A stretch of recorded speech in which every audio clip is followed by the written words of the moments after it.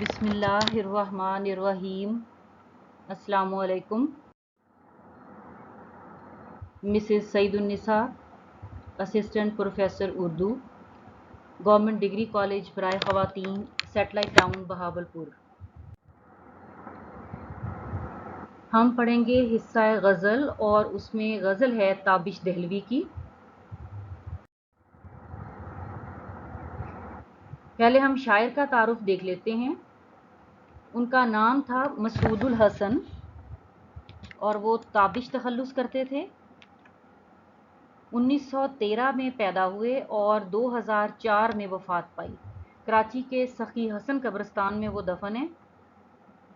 उन्होंने अपनी इब्तदाई तालीम अपनी वालदा से हासिल की और सानवी तालीम जो है वो हैदराबाद दक्कन में मुकम्मल की।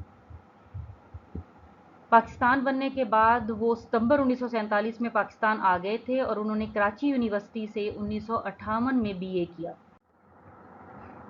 उनकी मुलाजमत के हवाले से अगर हम जायज़ा लें तो पाकिस्तान बनने से पहले चूँकि ऑल इंडिया रेडियो था तो वो 1939 में उसी से मुंसलिक हुए। आपका ऑडिशन किसने लिया? पतरस बुखारी ने। ये मैं आपको याद करवा देती हूँ पतरस बुखारी कौन थे। तो आपने साले अव्वल में एक मजमून पढ़ा है लाहौर का जोग्राफिया, ये उसी मजमून के मुसन्निफ हैं अहमद शाह बुखारी पतरस, जिन्होंने आपका ऑडिशन लिया था।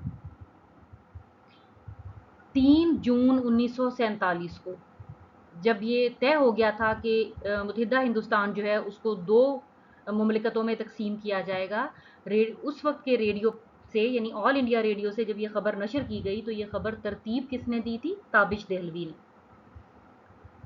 पाकिस्तान बना तो ये सितंबर 1947 में यहाँ आ गए और यहाँ आकर रेडियो पाकिस्तान से मुंसलिक हो गए। यानी पूरी ज़िंदगी मुलाजमत के हवाले से अगर हम देखें तो वो रेडियो के साथ ही मुंसलिक रहे। पहले ऑल इंडिया रेडियो के साथ, फिर रेडियो पाकिस्तान के साथ। अदबी खिदमात उनकी देख लेते हैं। तो सबसे पहला शेर जो उन्होंने कहा तब उनकी उम्र 13 बरस थी और पहला कलाम उनका जब छपा 1931 में तो वो दिल्ली का एक मशहूर जरीदा था साकी, उसमें शाये हुआ। बुनियादी तौर पर वो गज़ल गो शायर थे, लेकिन उन्होंने नाशरीफ भी कहीं, मरसिए भी लिखे। इसके अलावा हाइको, आज़ाद नज़म या फिर गीतों में भी तवा आजमाई की और उन्होंने कौमी नगमे भी तख्लीक किए। हम उनके मजमुआ हाय कलाम देख लेते हैं। 6 उनके मजमुए हैं। उनमें पहला है नीम रोज़ जो 1963 में छपा। दूसरा मजमुआ है चराग़े सहर 1982 में और गुबारे अंजुम और तकदीस, ये 2 उनके मजमुए हैं जो 1984 में शाये हुए। माह शिकस्ता 1993 में सामने आया और धूप छाँव जो आखिरी मजमुआ है उनका, ये 1996 में शाये हुआ। शायरी की खूबियाँ क्या हैं कि वो पुरानी रिवायात के अलमबरदार हैं, यानी क्लासिकी शायरी है उनकी। जो पुराना तरीक़ेकार है गज़ल कहने का और यानी एक उम्दा तरीक़ा पुरानी रिवायात से भरा हुआ, वो इनकी शायरी में नज़र आता है। फिर उन्होंने रमज़ियत तो इस्तेमाल की है, रम्ज़ यानी इशारे किनारे से तो काम लिया है। गज़ल की एक खूबी होती है, वो इन्होंने भी इख्तियार की है, लेकिन उसमें भी रख रखाव और बावकार संजीदगी है, यानी ओछापन छिछोरापन नज़र नहीं आता। इशारे उन्होंने भी इस्तेमाल किए हैं और उनकी गज़लें जो हैं, और ये भी हमें मालूम है कि गज़ल होती ही मोहब्बत पे, ख़ास तौर पे मजाजी मोहब्बत के हवाले से, तो उन्होंने भी ये मज़मून अपनी गज़ल में समोया है, लेकिन बागी लहजे में नहीं, धीमे अंदाज से। मतलब हम उनकी गज़ल को जब पढ़ते हैं तो हमें बड़ा बावकार अंदाज किसी भी किस्म के मौजू को बयान करते हुए नज़र आता है, चाहे वो इश्क़ मजाजी है, वो इश्क़ हकीकी है, वो दुनियावी मसाइल हैं, वो दाखिली या ख़ारजी कैफियत है। उनके यहाँ एक बावकार जो लहजा है वो हमें नज़र आएगा। आइए पढ़ते हैं उनकी गज़ल को। ये पहला शेर है। सुकून दरकार है लेकिन सुकून हासिल नहीं होता, ज़रा जो दिल को ठहरा दे वो दर्द दिल नहीं होता। पहले मुश्किल अल्फाज के मानी देख लेते हैं ताकि हम इसको समझ सकें। सुकून कहते हैं आराम को और दरकार है का मतलब है ज़रूरत है। ठहरा दे, मुतमईन कर दे। अब यहाँ पे ठहरा दे जैसे लिखा है, अब हम इस तरह नहीं लिखते। इसकी सही इमला जो है वो हम ठे के बाद दोबारा हे फिर डालते हैं, ठहरा। मैंने आपके सामने लिखा हुआ है, आप लिखेंगे इसी अंदाज से। मतलब है इसका मुतमईन कर देना। इस शेर का मफहूम क्या है? शायर ये कहता है कि मुझे सुकून चाहिए लेकिन वो मुझे किसी सूरत भी नहीं मिलता, और दिल को जो थोड़ी देर के लिए सुकून दे दे वो दर्द दिल नहीं होता। अब हम इस शेर की तशरीह कर लेते हैं कि शायर ने असल में क्या कहा है इस मतले में। मतला कहते हैं ना पहले शेर को। शेर हम दोबारा पढ़ते हैं कि सुकून दरकार है, कि मुझे सुकून चाहिए लेकिन सुकून हासिल नहीं हो पाता। जो दर्द दिल हो ऐसा कभी नहीं होता कि वो इंसान को सुकून भी दे दे। अब शायर जो है उसने जज्बात, एहसासात जो हैं वो आम फहम लफ्ज़ों में हमारे सामने बयान कर दिए हैं कि हम क्या सोचते हैं। हम सोचते हैं हमें सुकून मिले, हमें आराम मिले, लेकिन कोशिश के बावजूद हम वो आराम हासिल नहीं कर पाते। इंसान सुकून के लिए क्या कुछ नहीं करता। वो बेतहाशा कमाता है, वो बेतहाशा काम करता है, वो अपनी ज़िंदगी में आसानियाँ पैदा करने की कोशिश करता है, लेकिन बावजूद इसके कि वो सारी चीज़ें हासिल कर ले, बाज़ औक़ात उसको फिर भी सुकून नहीं मिलता। इससे क्या चीज़ वाज़ेह होती है? सुकून दरअसल इंसान के ज़हन में होता है, उसकी सोच में होता है, उसके एहसासात में होता है। शायर यही चीज़ वाज़ेह कर रहा है कि रोज़े अज़ल से इंसान कोशिश करता है कि सुकून मिल जाए लेकिन नाकाम रहता है। उसकी वजह क्या है? अल्लामा इकबाल ने किन अल्फाज में बयान किया है कि सुकून महाल है कुदरत के कारखाने में, सबात एक तगय्युर को है ज़माने में। दुनिया का निज़ाम चल ही इस तरह रहा है कि कोई भी चीज़ सुकून में नहीं है। जैसे हम देखते हैं कि रात के बाद दिन, दिन के बाद रात, मौसम बदलते बदलते हैं। हर चीज़ पे आप गौर करते चले जाएं, आपको लम्हा बलम्हा जो है वो तब्दीली होती नज़र आती है। और जब हर चीज़ हर लम्हे बदल रही है तो सुकून कहाँ से मिलेगा? उसकी सिर्फ एक ही सूरत है, इंसान ज़हनी सुकून हासिल कर ले। अच्छा, फिर वो कहता है कि ठीक है, मैं ये सोच लेता हूँ कि दर्द दिल, यानी दर्द दिल से मुराद कि मैं मोहब्बत में मुब्तला हो जाता हूँ किसी के, लेकिन क्या उससे मुझे सुकून मिल जाएगा? नहीं। हम उर्दू शायरी में पढ़ते हैं कि जो शख्स इश्क में मुब्तला हो जाता है वो तो और बेचैन हो जाता है। महबूब उसकी तरफ इल्तफात नहीं करता, वो उसके साथ जफाओं से काम लेता है, वो उसकी वफा का इदराक नहीं करता। बहुत सारी ऐसी चीज़ें जो और इज़्तिराब में मुब्तला कर देंगी, फिर भी उसको सुकून नहीं मिल रहा। वो कहते हैं कि कोई दर्द दिल ऐसा नहीं होता जो दिल को ठहरा दे, दिल को मुतमईन कर दे।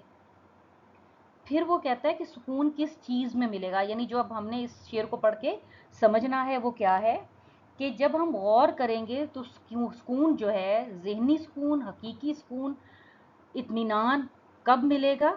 इंसानियत की खिदमत में। इंसान अपने लिए जितनी मर्जी चाहे कोशिशें कर ले, जितना मर्जी साजो सामान इकट्ठा कर ले, आसाइशात से अपनी ज़िंदगी को भर ले, इश्क और मोहब्बत में मुब्तला होकर भी देख ले, कहीं से भी उसको सुकून नहीं मिलेगा। सुकून सिर्फ एक सूरत में है, खल्क़े खुदा से मोहब्बत, अल्लाह ताला की मखलूक से हमदर्दी, उसकी खिदमत, उनके बारे में अच्छे एहसासात रखना। और यही चीज़ आजकल मफकूद है, नहीं मिलती, मौजूद नहीं रही, बहुत कम पाई जाती है। इसीलिए शायद हम सारे जो हैं वो मुज़तरिब नज़र आते हैं, परेशान नज़र आते हैं, सुकून की कमी का गिला करते हुए नज़र आते हैं। अब हम चलते हैं इसी गज़ल के दूसरे शेर की तरफ। शेर क्या है कि कभी हर जलवाए सदरंग हासिल था निगाहों को, अब अश्के खूं भी चश्मे शौक को हासिल नहीं होता। इस शेर में मुश्किल लफ्ज़ कौन से हैं?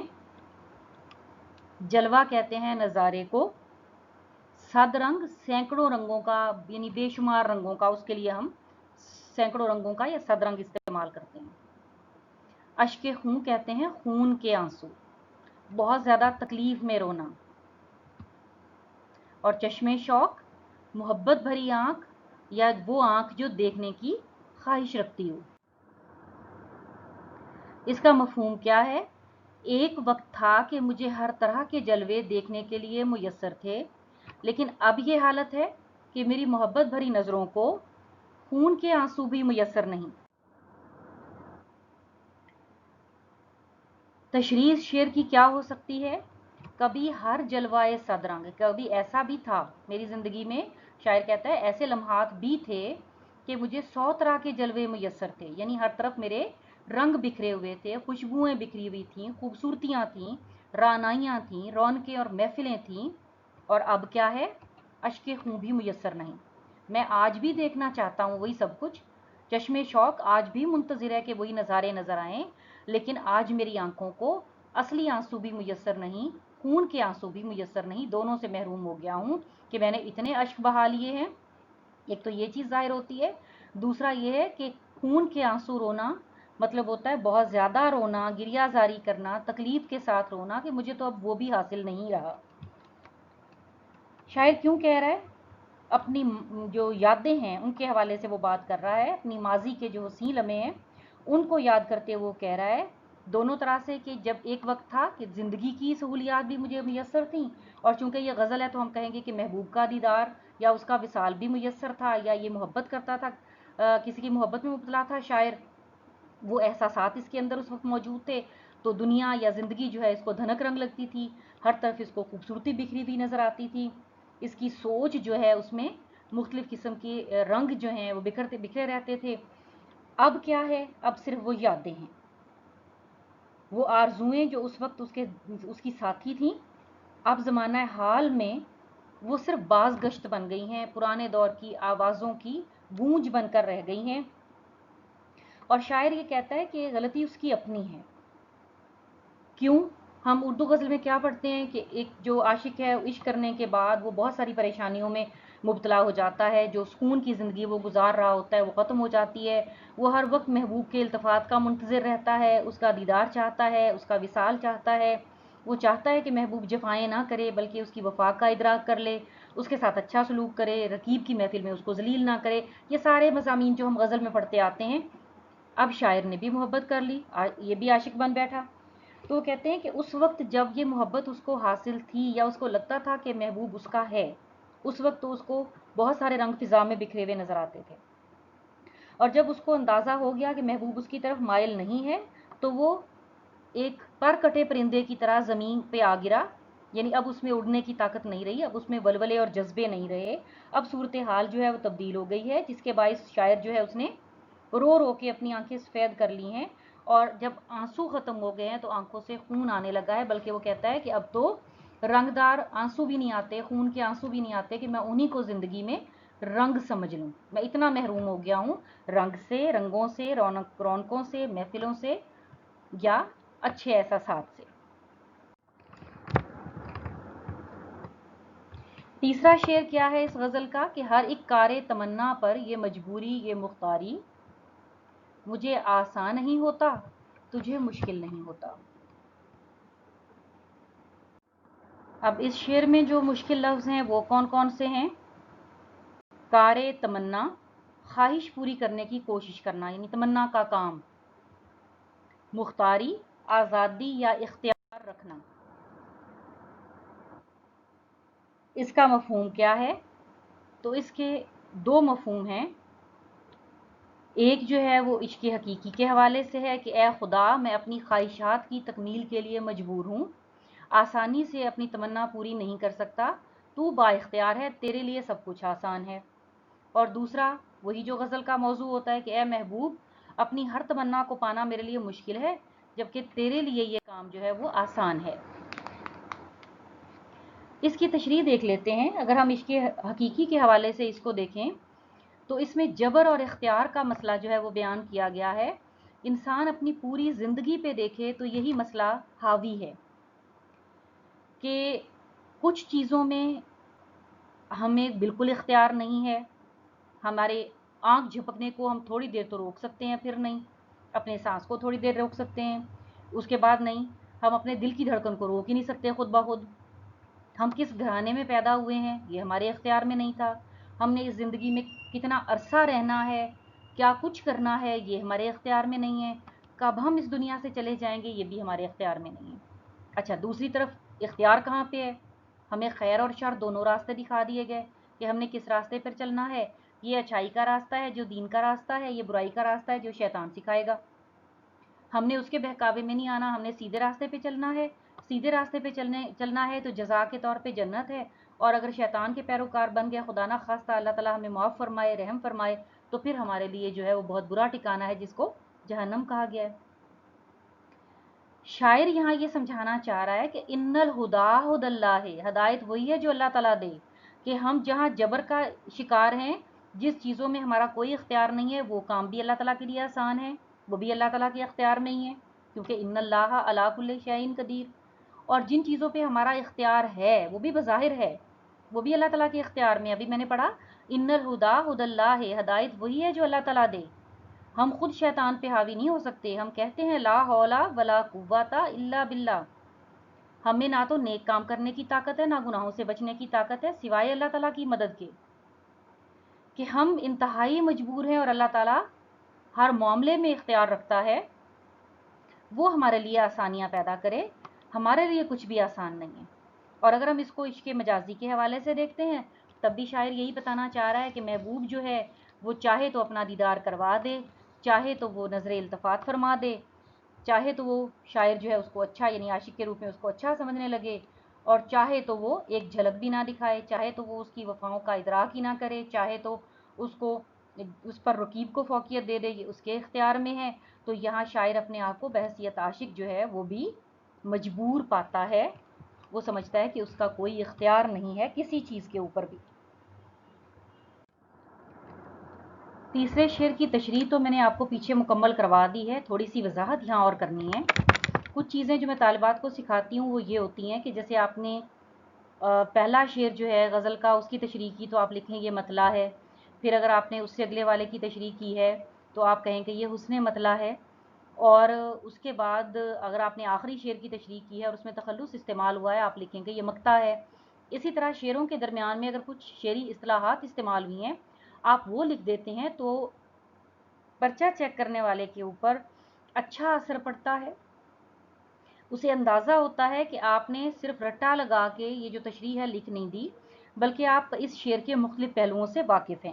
اب جیسے اسی شعر کو آپ لے لیں تو اس میں ہم دیکھتے ہیں کہ مجبوری اور مختاری، آسان اور مشکل، یہ متضاد الفاظ ہیں. اس کو صنعت تضاد کہا جاتا ہے. تو آپ شروع میں یہ لکھ سکتے ہیں اس شعر کے کہ شاعر نے بڑے ہی خوبصورت انداز میں صنعت تضاد استعمال کی ہے اور ایسے متضاد الفاظ استعمال کیے ہیں جن کی وجہ سے اس شعر میں حسن پیدا ہو گیا ہے، خوبصورتی پیدا ہو گئی ہے. اس کے علاوہ میر تقی میر جو ہیں ان کا ایک بہت معروف مشہور شعر ہے اس حوالے سے، یہ جبر و اختیار کا جو مسئلہ ہے، تقدیر کا جو مسئلہ ہے، اس حوالے سے وہ میں یہاں آپ کو سنا دیتی ہوں، چاہیں تو آپ یاد کر لیں. یہ تھوڑا سا پرانی اردو کا یا پرانی شاعری کا انداز ہے، لیکن بہرحال یاد آسانی سے ہو جاتا ہے. کہ ناحق ہم مجبوروں پر یہ تہمت ہے مختاری کی، چاہتے ہیں سو آپ کرے ہیں ہمیں ابس بدنام کیا. کہ اگر ہمیں یہ کہا جاتا ہے کہ انسان با اختیار بھی ہے تو یہ بالکل صحیح بات نہیں ہے، کیونکہ جب ہم یہ مان لیتے ہیں کہ اللہ تعالیٰ ہر چیز پہ قادر ہے، اللہ تعالیٰ کا حکم چلتا ہے، تو پھر ہم کہاں سے خود مختار رہ گئے. جو بھی فیصلے ہوتے ہیں وہ تقدیر کے ہوتے ہیں، وہ قدرت کی طرف سے ہوتے ہیں. تو یہ اس میں آپ چاہیں تو شامل کر سکتے ہیں. اب ہے ہمارے سامنے اس غزل کا چوتھا شعر. ہمیں ہنگامہ آرا تھے مگر ہم جب سے ڈوبے ہیں، کہیں طوفان نہیں اٹھتا کہیں ساحل نہیں ہوتا. ابھی میں نے آپ کو سمجھایا ہے کیا استعمال ہوا اس میں، صنعت تضاد، طوفان اور ساحل. مشکل لفظ کون سے ہیں اس میں؟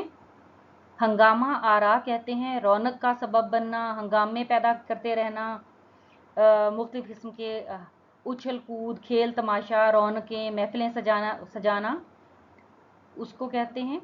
اور اس کے بعد ساحل کہتے ہیں کنارے کو. اس کا مفہوم کیا ہے؟ عشق کے سمندر میں ساری رونق ہماری وجہ سے تھی، مگر جب سے ہم ڈوبے ہیں نہ کہیں طوفان اٹھتا ہے اور نہ کسی کو ساحل ملتا ہے. اب اس کی تشریح کیا ہوگی؟ شاعر اپنی اہمیت جو ہے وہ جتا رہا ہے کہ جب ہم ہنگامے برپا کرتے تھے، جب ہم محفلیں سجاتے تھے، جب ہم رونقیں پیدا کرتے تھے، اس وقت تو بہت کچھ نظر آتا تھا. جب سے ہم ڈوب گئے ہیں جب سے ہمارے اندر جذبہ ختم ہو گیا ہے، جب سے ہمارے اندر حوصلہ نہیں رہا، ہمت کم ہو گئی ہے، تو ایسا لگتا ہے کہ کہیں بھی نہ تو طوفان اٹھ رہا ہے، کوئی ہنگامہ ہے، کوئی ہلچل ہے، کوئی رونق ہے، کوئی محفل ہے، کچھ بھی نہیں ہے، نہ طوفان ہے نہ ساحل ہے۔ یعنی شاعر جو ہے اس حوالے سے بھی کہہ رہا ہے کہ اس کا وجود جو ہے وہ بیکار نہیں تھا، جب تک وہ اپنی اہمیت جتاتا رہا، اپنے حوصلوں سے کام لیتا رہا، اپنی ہمت سے مختلف تبدیلیاں لاتا رہا، حالات کو بدلتا رہا، تب سب کچھ ہو رہا تھا۔ اور جب سے وہ خاموش ہو کے بیٹھ گیا ہے، گویا ایک جمود طاری ہو گیا ہے، اور اس کی کمی اب لوگوں کو محسوس ہوتی ہے، کیونکہ اب کہیں بھی یہ ہلا گلا، یہ محفلیں، یہ رونقیں، یہ تبدیلیاں نظر نہیں آتی۔ اچھا، شاعر اس حوالے سے بھی کہتا ہے کہ کوئی طغیانی نہیں ہے، جیسے طوفان آتا ہے تو بہت کچھ پلٹ کے رکھ دیتا ہے، تو جب تک ان لوگوں میں جذبات تھے تو یہ بہت سارے ایسے حالات جو پہلے موجود ہوتے تھے یہ ان کو بدل کے ان سے اچھے حالات کی طرف لے جاتے تھے، گویا طغیانی ایک طوفان برپا کر دیتے تھے، ایک بدلاؤ لے آتے تھے، لیکن اب ایسا نہیں ہے۔ اگر اس کو عشق کے حوالے سے دیکھا جائے تب بھی وہ صحیح نظر آتے ہیں کہ عشق کا دعویٰ کرنے والے تمام لوگوں میں سے وہ اپنے حوالے سے کہہ رہے ہیں کہ وہ ایک ایسے شخص تھے جو واقعی میں سچے عاشق کہلانے کے حقدار تھے، کیونکہ انہوں نے عشق کی راہ میں آنے والی تمام تر مشکلات کو خندہ پیشانی سے برداشت کیا تھا، بغیر گلا کیے، چپ رہ کے۔ یہ میں نے آپ کو پہلے دوسرے شعر میں گنوا بھی دی ہیں کہ کیا کیا مصیبتیں جو ہیں وہ عشق میں برداشت کی جاتی ہیں اور غزل میں ان مضامین کو سمویا جاتا ہے۔ تو وہ کہتے ہیں کہ میں نے یعنی جو شاعر ہیں انہوں نے کوئی حرف شکایت اپنی زبان پر وہ نہیں لے کے آئے، اور راہ عشق میں ہی اپنی جان نثار کر دی، یا پھر یہ کہہ لیں کہ اپنے تمام جذبات تمام کر دیے، اور ان کے بعد اب کوئی بھی ایسا شخص نہیں بچا جو اتنے زیادہ عشق کا یا اتنے خندہ پیشانی کے ساتھ جفاؤں کو برداشت کرنے کا دعویٰ کر سکے۔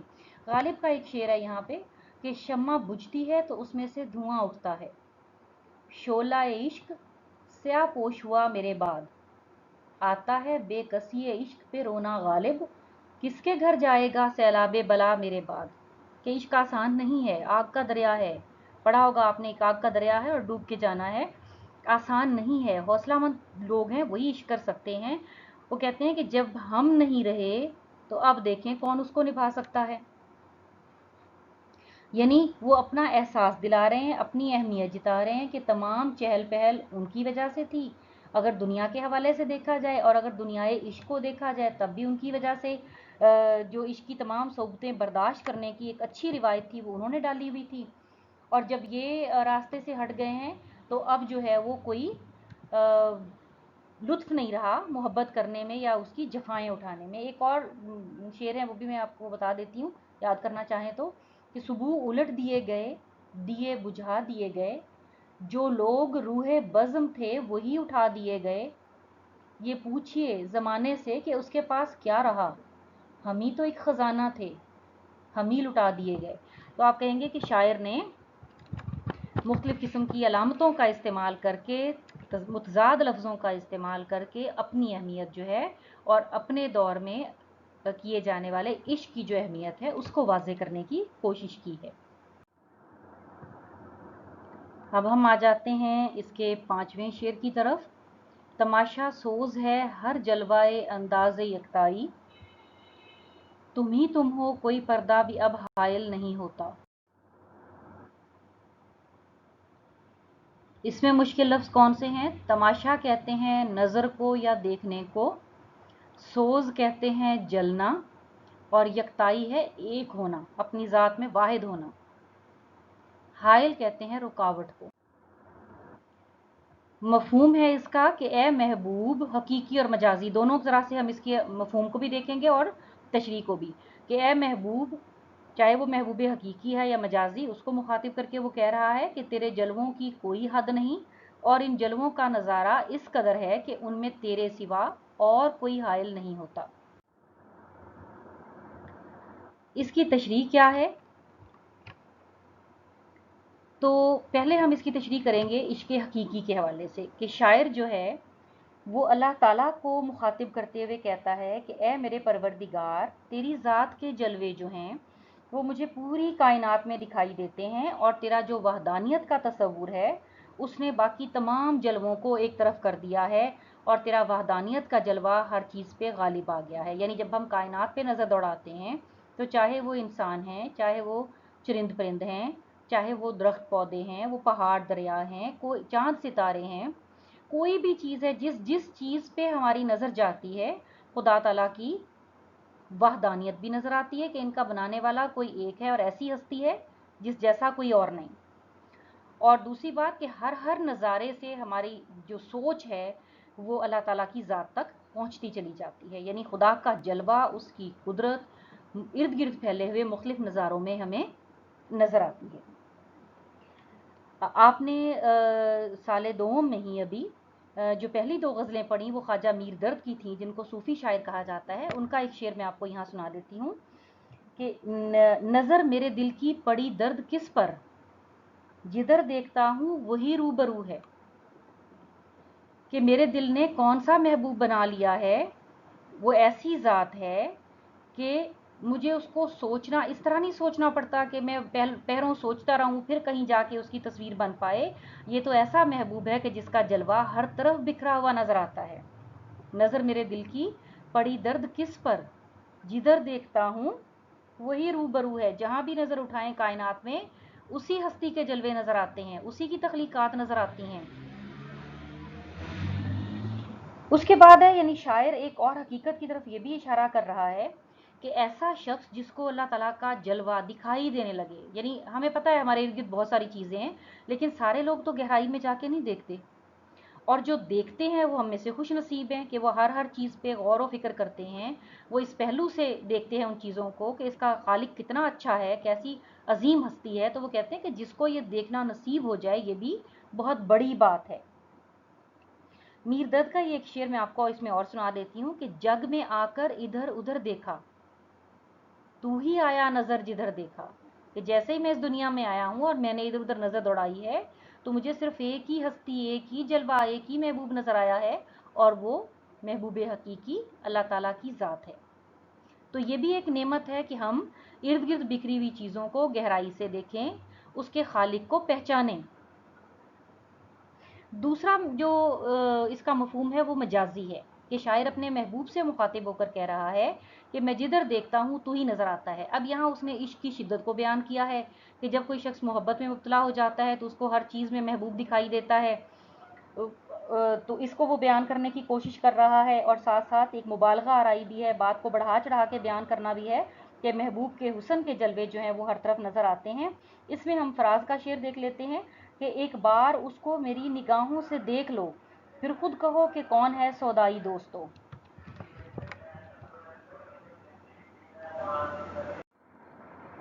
اب یہ ہے آپ کے سامنے چھٹا شعر، رہا ایک ایک قدم پر پاسے آداب طلب، ورنہ وہاں ہم تھے جہاں پانا تیرا مشکل نہیں ہوتا۔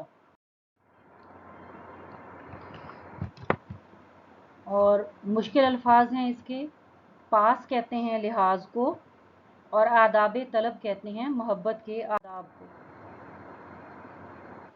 اس شعر کا مفہوم ہے، اے محبوب مجھے طلب کے آداب کا خیال رکھنا پڑا، ورنہ جس مقام پر میں تھا تجھے حاصل کر سکتا تھا۔ اس کی تشریح میں ہم دیکھتے ہیں کہ شاعر اصل میں محبت کے آداب سکھا رہا ہے۔ آپ نے بھی سنا ہوگا یہ کہ ادب پہلا کرینہ ہے محبت کے کرینوں میں۔ جب تک آپ وقار کے ساتھ، عزت کے ساتھ محبت نہیں کرتے تو اس کا کوئی فائدہ نہیں ہے، بجائے اس کے کہ خود بھی ذلیل اور پریشان ہوں، محبوب کو بھی رسوا کر دیں اور پھر محبت جتائیں، تو وہ کبھی بھی آپ کی محبت کو قبول نہیں کرے گا، اس کو محبت نہیں مانے گا، کیونکہ وہ تو ظاہری جو اثرات ہیں وہ دیکھے گا کہ وہ لوگوں کے سامنے کیسے رسوا ہو کے رہ گیا ہے۔ تو اب شاعر اس شعر میں ہمیں یہی چیز سمجھا رہا ہے کہ ہر قدم پہ جہاں میں تیری طلب میں تھا، تجھے پانا چاہتا تھا، لیکن کیا چیز میرے آڑے آ جاتی تھی؟ محبت کا تقاضا، اس کا ادب، ورنہ تجھے پانا مشکل نہیں تھا۔ ایک صحیح جو عاشق ہے وہ محبت کے آداب کو کبھی بھی فراموش نہیں کرتا، وہ پریشانیاں تو برداشت کرے گا لیکن کبھی بھی ایسے حالات پیدا نہیں ہونے دیتا کہ جس سے محبوب پہ آنچ آئے۔ वो अगर दीदार भी करना चाहेगा तो सरे महफिल नहीं जाएगा कि लोगों को पता ना चले, वो रुसवाई का बाइस ना बने। फिर अदब का तकाजा यही है कि वो विसाल का तकाजा भी ना करे, महबूब को मजबूर ना करे मिलने के लिए। अगर उसके दिल में आएगा तो वो बात कर लेगा, अगर महबूब के दिल में आएगा तो वो तवज्जो करेगा, अगर महबूब के दिल में आएगा तो वो उसको अपनी महफिल में जगह देगा। लेकिन आशिक जो है वो अदब के तकाज़ों को मलहूज़ खातिर रखते हुए उसे मजबूर नहीं कर सकता। और हमने इसी गज़ल के एक शेर में ये भी पढ़ा कि उर्दू गज़ल का जो मज़मून है या जो बात बयान की जाती है उसमें उर्दू गज़ल का महबूब इतना सीधा साधा है भी नहीं कि वो आशिक के मजबूर करने पे राज़ी हो जाए। तो शायर जो है वो असल में ये बयान करना चाह रहा है कि अगर आप किसी से प्यार करते हैं, किसी के लिए दिल में अच्छे जज्बात रखते हैं, तो पहली बात यह है कि आप उस शख्स के हर तरह के सुकून का, ज़हनी सुकून का ख्याल करें। जो चीज़ उसे तकलीफ़ देती है आप उसके नज़दीक भी ना जाएं। एक शेर मैं आपको यहाँ सुना देती हूँ, अगर आप चाहें तो उसको याद कर लें कि देखना भी तो उसे दूर से देखा करना, शेवाए इश्क नहीं हुस्न को रुसवा करना। अब शायर जिता रहा है कि मैं अपने इश्क में ऐसे मकाम तक पहुंच गया हूँ जहाँ मैं तुझे आसानी से हासिल कर सकता हूँ, लेकिन ये करना मोहब्बत के असूलों के ख़िलाफ़ था, इसलिए मैंने हिजर में तड़पना मुनासिब समझा, लेकिन तुझे रुसवा नहीं किया, तेरी शिकायत ज़माने से नहीं की। एक और शायर इसको यूँ बयान करते हैं कि जुल्म सहते हैं कुछ नहीं कहते, अहले दिल बेज़बान होते हैं। यानी शायर जो है या आशिक जो है उसके नज़दीक मोहब्बत मांगना भी अदाब के ख़िलाफ़ है। मोहब्बत वो है कि जो सामने वाले को खुद महसूस हो, उस पर असर करे, उसको माइल करे। मांगी हुई मोहब्बत का कोई फ़ायदा नहीं, किसी के दिल में आप जज्बात जो हैं वो पैदा नहीं कर सकते। और शायर यहाँ यही चीज़ समझा रहा है कि ना तो हम दूसरे के दिल में मोहब्बत पैदा कर सकते हैं और ना ही हमें ये करना चाहिए कि अगर किसी के साथ मोहब्बत है तो बेचैन इतने ना हो जाएं कि उसको ज़माने में ज़लील कर दें, लोगों की नज़रों में रुसवा कर दें या उसकी नाराज़गी का बाइस बन जाएं, बल्कि फूंक फूंक कर कदम उठाने चाहिए। ख्याल रखना चाहिए कि मोहब्बत के तकाज़े क्या होते हैं। और मैंने बिल्कुल शुरू में किया आपको सुनाया है कि अदब पहला करीना है मोहब्बत के करीनों में। ये शेर जो है आपके सामने आ गया। रहा एक एक कदम पर पासे आदाबे तलब वरना, वहाँ हम थे जहाँ पाना तेरा मुश्किल नहीं होता। रुकावट कोई नहीं थी, जो ध्यान रखा वो मोहब्बत के तकाज़ों का था। ये है इस गज़ल का आखिरी शेर, 7वां शेर यानी मक्ता। और मैंने पहले भी आपको समझाई है ये चीज़ कि साले अव्वल में आप पढ़ भी चुके। अगर शायर अपना तखल्लुस इस्तेमाल करता है तो हम कहेंगे मक्ता है, और अगर शायर ने तखल्लुस इस्तेमाल नहीं किया तो हम कहेंगे ये आखिरी शेर है। अब यहाँ दाबिश ने अपना तखल्लुस इस्तेमाल किया है तो हम कहेंगे कि हाँ ये इस गज़ल का मक्ता है। और वो शेर है क्या कि अज़ल से अपना मकसूदे तलब है कौन, ए ताबिश के पाए जुस्तजू शर्मिंदाए मंजिल नहीं होता। अज़ल से मुराद है इब्तदा से, शुरू से ही। मकसूदे तलब जिसकी ख्वाहिश की जाए, जिसको पाने की तमन्ना की जाए। पाए जुस्तजू लफ्ज़ी मतलब है कोशिश का पाओ, लेकिन इससे मुराद है तगोदौ करना, जिद्दोजहद करना, कोशिश करना। इस शेर में शायर क्या कह रहा है कि रोज़े अज़ल से मैं न जाने किस मकसद की तलाश में हूँ कि मेरे पाए शौक़ अभी तक मंजिल तक नहीं पहुँच पाए। यानी मेरा ख्वाब जो है वो शर्मिंदाए ताबीर नहीं हुआ, उसको मंजिल नहीं मिल सकी। इस शेर की तशरीह देख लेते हैं कि शायर कह रहा है अपने आप को मुखातिब करते हुए कि ए ताबिश, अज़ल से मैं क्या चाहता हूँ, मेरा मकसद क्या है, मेरी तलब क्या है, मुझे क्या चाहिए कि जिसके पीछे मैं जितना भी भागता चला जा रहा हूँ वो मुझे आज तक नहीं मिल सका। ऐसी कौन सी चीज़ है कि मैं उसको आज तक नहीं पा सका। और इस शेर में आप ज़हन में रखें कि दुनिया की तमाम चीज़ें इंसान कभी ना कभी हासिल कर सकता है, अल्लाह ताला की रज़ा और उसका दीदार जो है ये एक मुश्किल काम है। दुनियादारी में रहते हुए, दुनिया को निभाते हुए, उसके तकाज़ों के साथ ज़िंदगी गुजारते हुए ये बहुत मुश्किल काम है कि हम दिल में अल्लाह ताला की रज़ा या उसके दीदार की तमन्ना तो रखें और हमें फ़ौरी दीदार जो है वो हासिल भी हो जाए। बहुत सारे लोग जो हैं वो इस मंजिल के मुसाफिर होते हैं, तसव्वुफ़ के रास्ते पे सफ़र करते हैं, وہ راہ سلوک کے مسافر ہوتے ہیں، یا آپ نے علامہ اقبال کی غزلوں میں یہ لفظ سنا ہوگا. وہ کوشش کرتے ہیں، محنت کرتے ہیں، ریاضت کرتے ہیں، مجاہدے کرتے ہیں، ذکر اذکار سے کام لیتے ہیں، اپنی دینی اور دنیاوی زندگی کو بہتر بناتے ہیں، سیدھے راستے پر چلتے ہیں. لیکن شاعر پھر بھی یہ کہہ رہا ہے کہ پہلے دن سے میرا مقصود کیا تھا ایسا کہ میں آج تک اپنی اس منزل کو نہیں پا سکا. اکثر جب میں یہ موضوع طالبات کو سمجھاتی ہوں تو میں آپ کی 7ویں یا 8ویں کی کلاس کی کتاب میں ایک الطاف حسین حالی کی نظم شامل تھی، حمد. اس کا ایک شعر ہے کہ محرم بھی ہے ایسا ہی جیسا کہ نہ محرم، کچھ کہہ نہ سکا جس پر یہاں بھید کھلا تیرا. کہ جو لوگ اس راستے کے مسافر ہوتے ہیں، اللہ تعالیٰ کو پانے کی طلب رکھتے ہیں، خدا کی رضا چاہتے ہیں، وہ محنت اور کوشش کرتے ہیں، وہ عبادات کرتے ہیں، اور خاص طور پہ وہ مخلوق خدا کے ساتھ شفقت سے پیش آتے ہیں، جتنا وہ آگے بڑھتے چلے جاتے ہیں اتنا ہی وہ گنگ ہوتے چلے جاتے ہیں. آپ ایک عام شخص سے پوچھیں خدا کیسا ہے، خدا کیا کر رہا ہے، خدا کی رضا کیا ہے، وہ انسانوں سے کیا چاہتا ہے، وہ بھی جواب نہیں دے پائے گا. کیوں نہیں دے پائے گا؟ کیونکہ اس کے پاس معلومات ہی نہیں ہیں کہ وہ یہ بتائے کہ خدا ہم سے کیا چاہتا ہے، کہ ہم اشرف المخلوقات ہیں، خدا نے کائنات کیوں پیدا کی ہے، خدا نے ہمیں اشرف المخلوقات بنا کے یا نائب بنا کے کیوں بھیجا ہے. اس کے ذہن میں تو یہ سوال پیدا ہی نہیں ہو رہے. اور جو شخص آہستہ آہستہ خدا کی رضا کے لیے آگے بڑھتا جاتا ہے وہ اس لیے چپ ہو جاتا ہے کیونکہ وہ نہیں چاہتا کہ اس کی تھوڑی سی بات، اس کا تھوڑا سا عمل، اس کی کوئی چھوٹی سے چھوٹی حرکت بھی خدا تعالیٰ کو اس سے ناراض کر دے. وہ شخص اور محتاط ہو جاتا ہے. اسی لیے حال ہی یہ کہہ گئے ہیں کہ کچھ کہہ نہ سکا جس پر یہاں بھید کھلا تیرا. کہ جو شخص راہ سلوک کا مسافر ہوتا ہے وہ بھی اللہ تعالیٰ کو نہیں جانتا، وہ بھی خدا کے بارے میں کچھ نہیں کہہ سکتا، وہ بھی اسی طرح سے ہوتا ہے جیسے عام لوگ ہوتے ہیں. فرق یہ ہے کہ عام شخص کے پاس خدا تعالیٰ کی رضا تک پہنچنے کا یا اس راستے کو اختیار کرنے کا شاید جذبہ بھی نہیں ہوتا، اور جو راہ سلوک کے مسافر ہیں، جو اللہ تعالیٰ کے راستے کے مسافر ہیں، وہ محتاط ہو جاتے ہیں کہ خدا کی رضا چاہیے، ایسا نہ ہو کہ خدا تعالیٰ ناراض ہو جائے. تو تابش بھی کہتے ہیں، اس سے یہ سمجھانا چاہ رہے ہیں کہ ایسا مقصود جو ازل سے ہے اور ہمیشہ رہے گا وہ مقصود اللہ تعالیٰ کی ذات ہے، اور یہ ایسا مقصود ہے کہ آج تک مجھے منزل نہیں مل پائی. غزل تھی ہماری تابش دہلوی کی. آپ کے نصاب میں یہ ایک ہی غزل شامل ہے. اس کے مشقی سوالات ہم دیکھ لیتے ہیں. آپ کے 5 مشقی سوال ہیں. اس میں 3 تو ایسے ہیں کہ جو آپ کے معروضی پرچے کے حوالے سے اہم نہیں ہیں. میں آپ کو بار بار یہ چیز بتاتی آ رہی ہوں کہ اب آپ کا پرچہ جو ہے وہ معروضی طریقے پہ لیا جاتا ہے، اس لیے مختصر جوابات دینے کا آپ کوئی تصور نہیں ہے. 2 سوال آپ کے ایسے ہیں جو آپ کے آ سکتے ہیں معروضی پرچے میں، وہ دیکھ لیتے ہیں. پہلا مشقی سوال ہے آپ کا کہ غزل میں آنے والے الفاظ و تراکیب جو ایک دوسرے کے متضاد ہیں آپ ان کو تلاش کر کے لکھیں.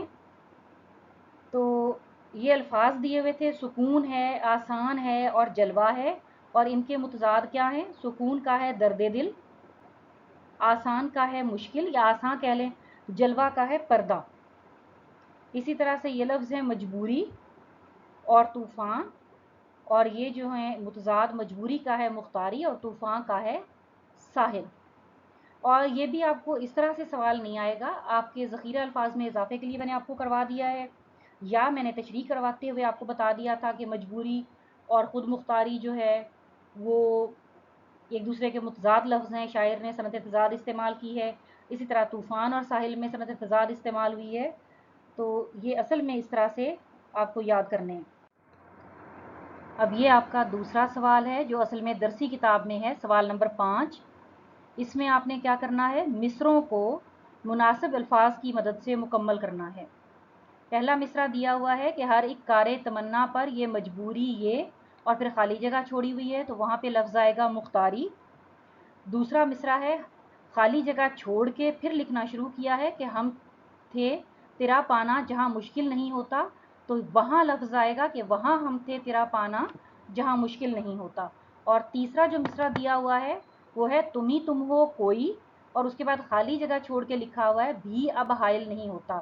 تو یہ اصل میں مصرع ہے تم ہی تم ہو کوئی، پردہ بھی اب حائل نہیں ہوتا. طالبات یہ ہماری نظم، ہماری جو غزل ہے وہ ختم ہو چکی ہے. ہم نے شاعر کے حوالے سے بھی جانا، ان کی تعلیم، ان کا نام، پیدائش کا سال، ان کی وفات کا سال، پھر ان کی ادبی خدمات، ان کے مجموعہ ہے کلام. اس کے ساتھ اس غزل کا مفہوم اور اس کی تشریح بھی ہم نے سیکھی. ہمارا آج کا لیکچر یہیں پہ ختم ہوتا ہے. اللہ حافظ.